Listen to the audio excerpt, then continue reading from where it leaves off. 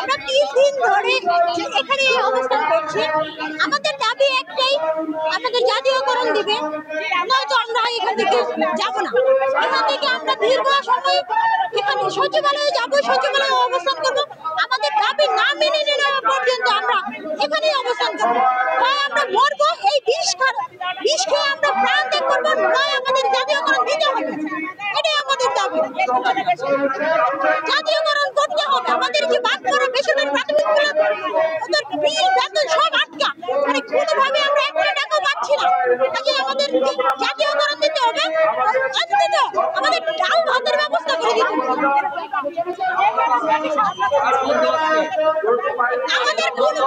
আমাদের স্কুলগুলো শুরু থেকে এ পর্যন্ত কোনো বেতন, কোনো সুযোগ সুবিধা বাচ্চাদেরকে দিতে পারছি না, আমরা নিজেও পাচ্ছি না। শিক্ষার্থীরা রয়েছে স্কুলে, তাদের কি শিক্ষা চলমান নাকি তাদের বন্ধ হয়েছে? না না, স্কুল বন্ধ হয় নাই। আমাদের এই পর্যন্ত বাচ্চারা চলমান আছে। শিক্ষার্থীরা প্রতিদিনই ক্লাস হচ্ছে, প্রতিদিন পরীক্ষা হচ্ছে, আমাদের স্কুল থেকে বৃত্তি দেওয়ানো হচ্ছে। আমাদের চলমান স্কুল।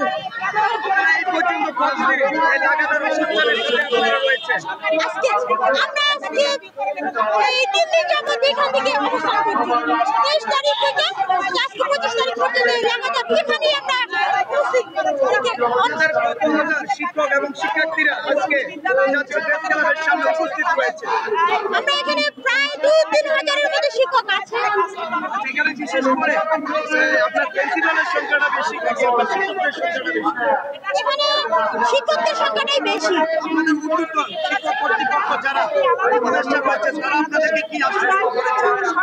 তারা তো অনেক দিন ধরে আমাদেরকে আশ্বস্ত করছেন যে আমাদের দাবি একটু একটু করে মেনে নেওয়া হচ্ছে, হবে, এরকমটাই বারবার বলা হচ্ছে। আমরা বারবার আন্দোলনে আসছি, তারা বলছে হবে, এই আজ একটা চিঠি, কাল একটা চিঠি। আমাদের রাজপথ থেকে আমাদের চিঠির বাস্তবায়ন করে স্কুলগুলো জাতীয়করণ করে আমাদের আশ্বস্ত করবে, আমরা ঘরে ফিরবো।